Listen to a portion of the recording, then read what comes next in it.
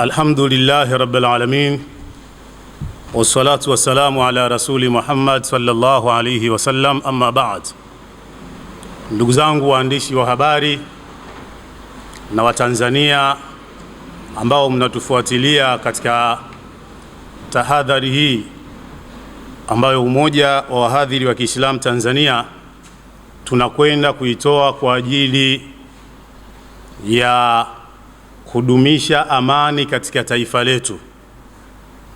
Ndugu zangu, tumeshuhudia hali tete ambayo kila mmoja katika Mtanzania, hakuna ambaye anatamani nchi yetu ibaki katika hali ya namna hiyo.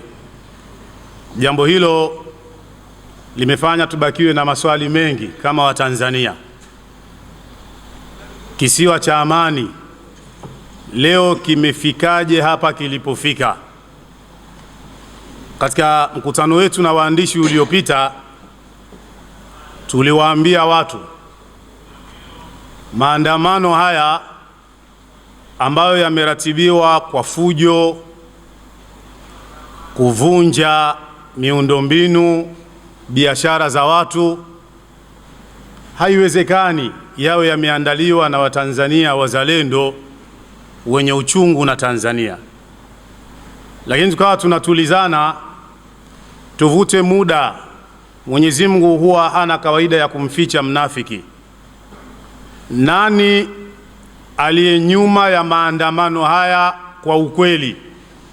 Tulisema tupeane muda, itafika wakati Mwenyezi Mungu atakuja kuwafichua. Katika ile press iliyopita, moja katika mazungumzo ambayo yalipata kukamatwa zaidi na watu, kupokelewa zaidi na watu, ni pale tuliposema kama Waislamu, kwa sababu tumeona viashiria vya maandamano haya ni udini, chuki dhidi ya kiongozi mwenye taswira, mwenye jina, mwenye imani ya Kiislamu. Na tukitoa mifano kadhaa, hata katika nyakati zilizopita wakiongoza Waislamu katika nchi hii, mambo yanakuwaje? Si tukasema kwamba na sisi tutakutana na hao wafanya fujo wenye chuki dhidi ya kiongozi mwenye imani ya Kiislamu. Lile jambo limesaidia kutujulisha pia ni kina nani waliokuwa nyuma ya maandamano haya. Mmoja katika viongozi hawa tunaowazungumza wa kanisa akaonekana akiwa nasi watu, mnaambiwa siji mtafanywa nini, msiogope. Ili limetutosha sisi kujua fujo hizi zimeandaliwa na kina nani. Kwa nini unawaambia watu msiogope waumini wako, na wakati msemaji hajasema kwamba tutakwenda kupambana na Wakristo, tutakwenda kupambana na watu wa kanisa?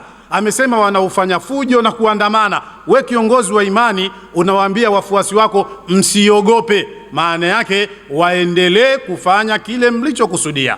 Hichi ni kitu cha kwanza, kimetupa faida kubwa sana ya kujua, na ndiyo maana hata kiongozi wangu hapa amezungumza kwa masikitiko sana. Wakati maandamano ya Oktoba 29 yanatangazwa, taasisi zote za kidini, walokole, Waislamu na madhehebu mengine walisimama kuiasa jamii, amani, acheni ili tukae kwa amani. Lakini kanisa Katoliki pekee halikusikika kusema chochote kabla ya maandamano. Baada ya maandamano na kile kilichotokea, kanisa Katoliki limeongoza katika matamko ya kulaani. Mnataka tuelewe nini? Kulikuwa kuna matarajio teki wanayatarajia katika yale maandamano, na baadaye misheni imeshindikana, ndio maana lawama zimekuwa kubwa. Kwa nini, kama kweli nyinyi ni watu wa amani, tusiende pamoja kabla uharibifu, kabla vifo, kabla tabu hazijatokea, tukasimama kwa pamoja kuiasa jamii. Jamani, tulieni, msifanye kadha, acheni fujo, acheni kuandamana, serikali haijaruhusu. Alimradi tuwazuie vijana wetu, jamii yetu isije ikaingia katika maafa. Viashiria vya hatari vinaonekana, teki wao na kanisa Katoliki wametulia kimya. Maafa yakitokea, watu wanatoa matamko 30, laana zinatoka. Maana yake nini? Maana yake kuna unafiki nyuma ya matukio haya.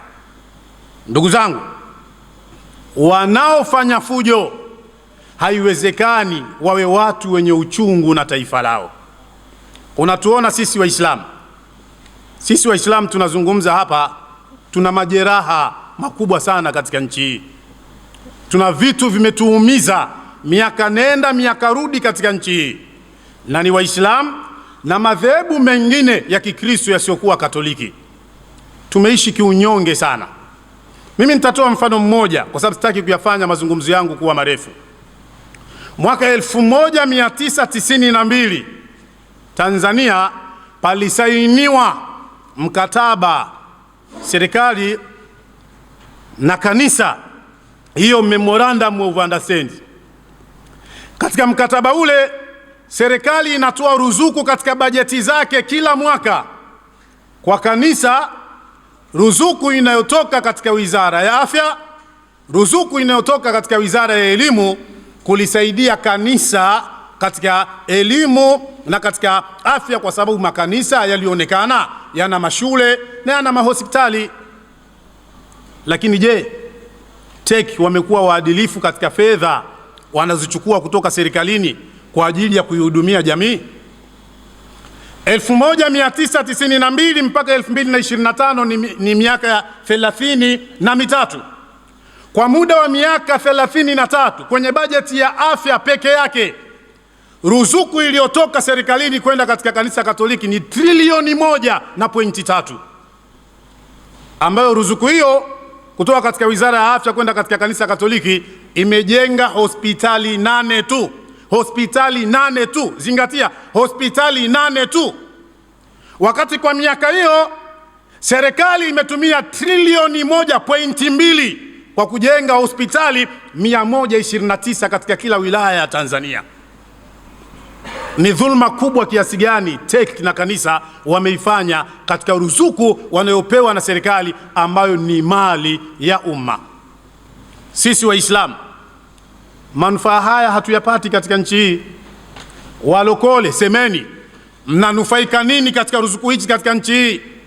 Protestanti, semeni nini mnapata katika hiki, isipokuwa ni watu wachache tu wamejineemesha, wanapewa ruzuku, mambo yao yanakwenda. Leo kanisa linajenga mavyuo, mahospitali kwa kodi za wananchi, katika ruzuku inayopita katika memorandum of understanding. Lakini sisi Waislamu tumeyajua haya.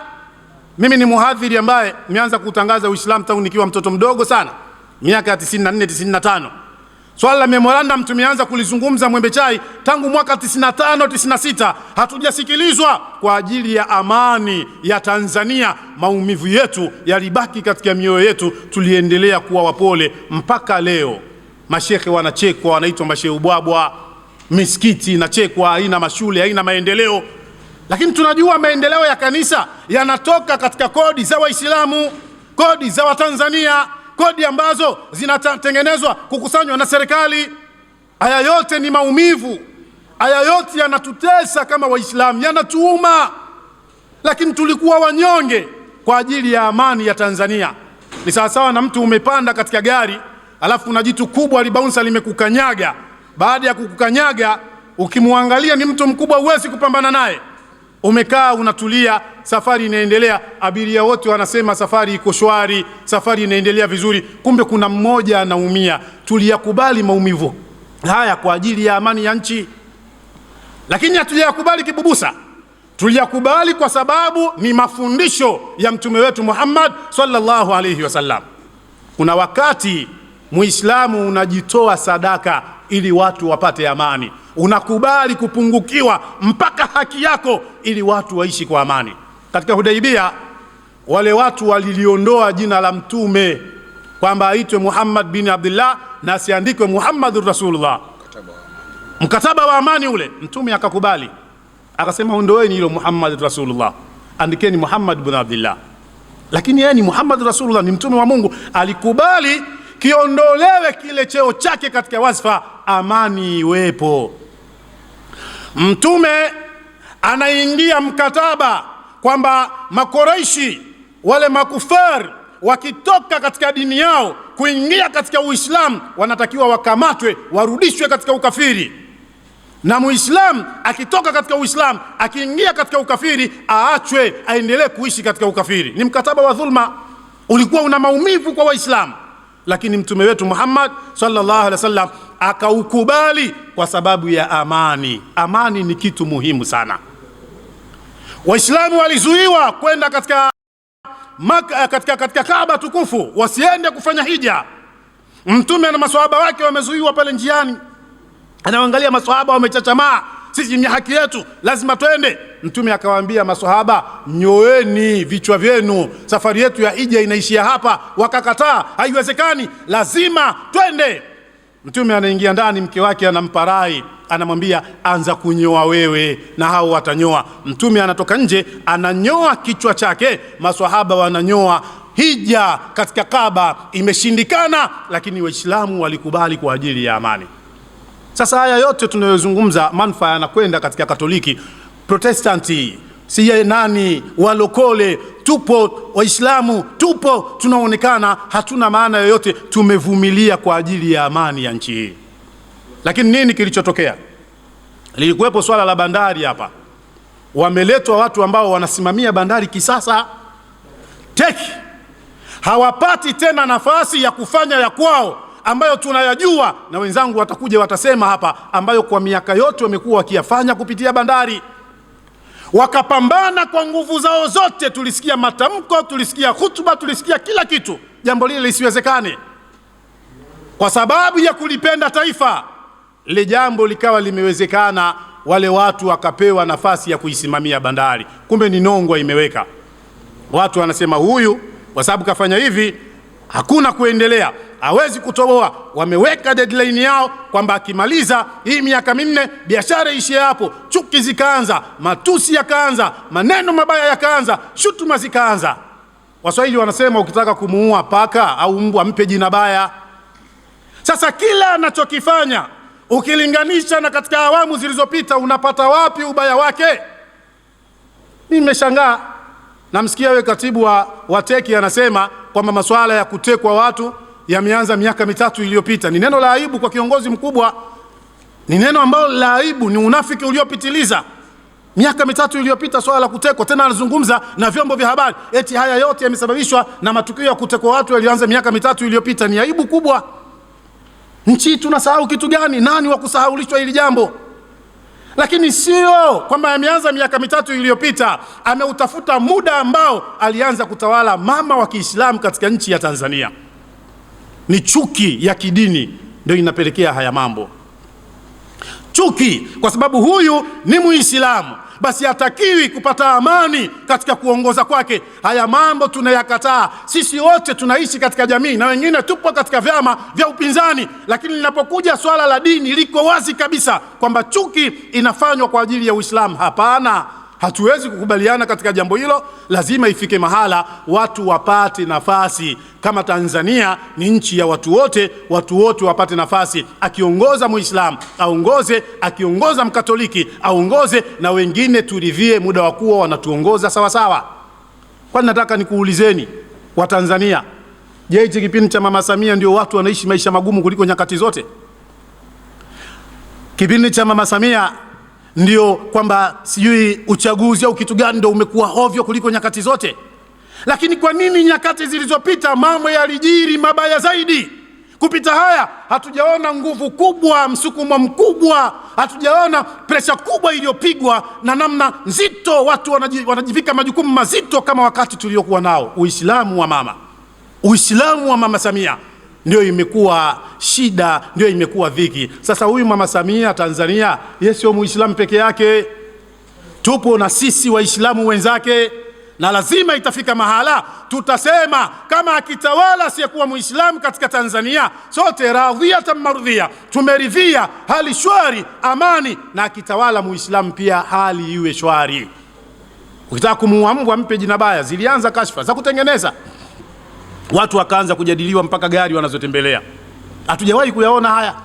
Watu wakaanza kujadiliwa mpaka hoteli wanazokaa, nyumba wanazokaa, pesa wanazomiliki, alimradi tu itengenezwe chuki, kwa sababu wa Tanzania labda maisha yamekuwa hivi magumu, wanatengenezewa ile hasadi, alimradi watu wajae katika vifua vyao chuki. Lakini tunamshukuru Mwenyezi Mungu, alhamdulillah, pamoja na fitina zote zile, Oktoba 29 Allah ametuvusha salama na ataendelea kutuvusha salama. Kwa nini tunasema ataendelea kutuvusha salama? Kwa sababu Watanzania wameshtuka, wanajua wanataka kuharibiwa amani yao. Rais alitoa msamaha wa vijana waliokamatwa kwa makosa ya uhaini. Katika msamaha wake amesema waachiwe huru hao walioingia kwenye maandamano kwa mkumbo, kwa kufuata mkumbo. Watu wakatukana zile kauli. Kufuata mkumbo ni kitu gani? Juzi namsikia dada mmoja, dalali wa roho za Watanzania ambaye yupo huko Marekani, anasema tusiandamane Oktoba tarehe 9, tusiandamane Disemba 9, kwa sababu Disemba 9 hao wamezuia sherehe za uhuru, watu watakuwa wamekaa majumbani. Kwa watu kukaa majumbani, maana yake tutakuwa hatupati watu wengi wanaotoka watakaoyashabikia na kuendelea nayo. Kama maandamano haya mna namba kabisa ya watu ambao wanadai haki zao, mnasubiri watu wanaopita barabarani wa kazi gani? Maana yake kumbe kuna watu wamejiandaa, wao wawe kama chanzo, wawe kama kichochezi, alafu wasubiriwe watu wanaokwenda makazini, watu wanaokwenda mahospitali, watu wanaokwenda mashuleni, watu wanaokwenda katika masherehe, wanaokwenda katika shughuli zao, waingizwe katika ule mkumbo. Na hichi ndicho kilichojiri Oktoba 29, na mama Mungu amemuonyesha hilo, akasema waachieni hao. Sasa kwa sababu tarehe 9 Disemba imezuiwa, wanaona hawa wafuata mkumbo hawatokuwepo, wanasema tusiandamani Oktoba 9 kwa sababu watu watakuwa wamekaa ndani, kwa sababu lengo lao wawaingize hata wasiokuwemo kwa zile pilika pilika za sherehe. Akasema tutaandamana Disemba 25, siku ya Christmas. Sasa Christmas sio ya Wakatoliki peke yao, kuna madhehebu mengine pia ni sikukuu yao.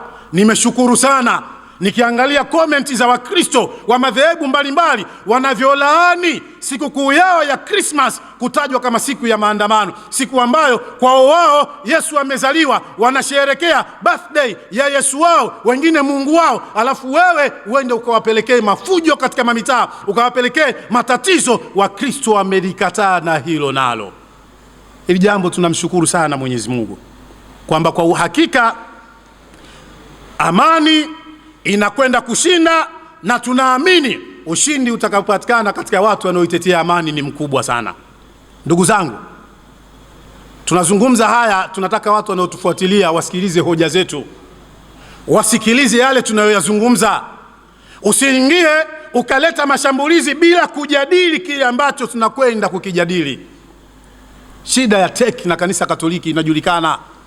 Wao hawana chuki na Uislamu tu, hata ya madhehebu mengine kanisa Katoliki hawawapendi pia.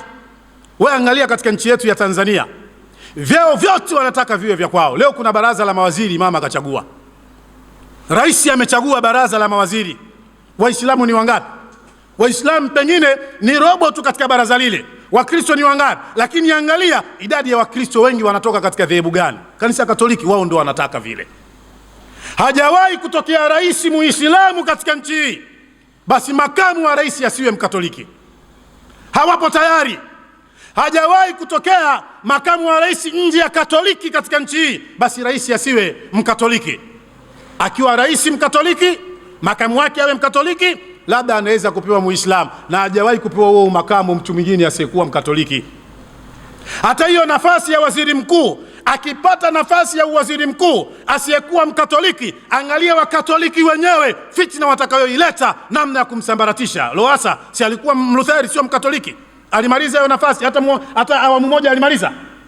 Si wao Wakristo wakaanza si Richmond si madude gani, wakampiga fitna, na ni Mkristo mwenzao, sababu tu sio Mkatoliki, akapigwa vita mpaka akashindwa kuendelea na nafasi yake. Sasa hivi amechaguliwa waziri mkuu, sio Mkatoliki. Angalia maneno ya katibu wa teki jana, anaongea maneno yanaashiria dharau ya wazi wazi kabisa kwa waziri mkuu.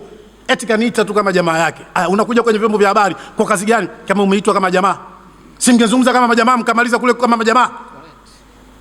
Kakuita kama jamaa yake, mngezungumza kama jamaa yakaisha. Hayo uliozungumza na jamaa yako, kakuita kama jamaa ni wa kwenu, kakuita kama jamaa, umekuja kuitisha vyombo vya habari, unayazungumza unataka nini?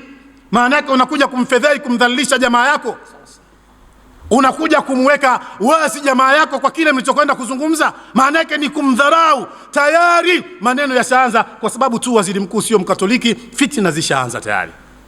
Haya mambo tunayajua, na mkiona tumekaa kimya, maana yake sisi tuna mapenzi na hii nchi. Nyerere wakati anagombania uhuru wa nchi hii hajakuwa na kulia kwake wala kushoto kwake na Wakristo. Nenda kasikilize hotuba za Nyerere, nenda pale TBC wakupe katika maktaba zao hotuba za Nyerere, sikiliza. Anasema wakati napigania uhuru ni Waislamu tu ndio waliokuwa wakimzunguka.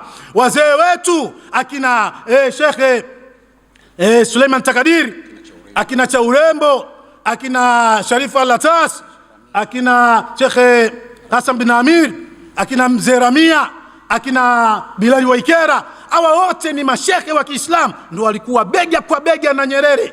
Nyerere anasema akapelekwa mpaka Bagamoyo pale, akaambiwa afunge saumu, akafunga saumu ya Kiislamu. Inafika saa 11 anasema kichwa changu kinauma, naomba maji na aspirini. Wakamwambia hakuna aspirini, hakuna kunywa maji mpaka adhana ya magharibi iadhiniwe. Inafika adhana, anachinjwa kondoo, dua inafanyika, Nyerere anaftari pale, watu wanakwenda kuupigania uhuru. Tuna uchungu na uhuru wa nchi hii, tuna uchungu na amani wa nchi, kwa sababu sisi Waislamu tuna rekodi ya kutafuta uhuru katika nchi hii. Haya mambo yanatuumiza kuona watu wanataka kuja kuichafua Tanzania, yanatuma sana.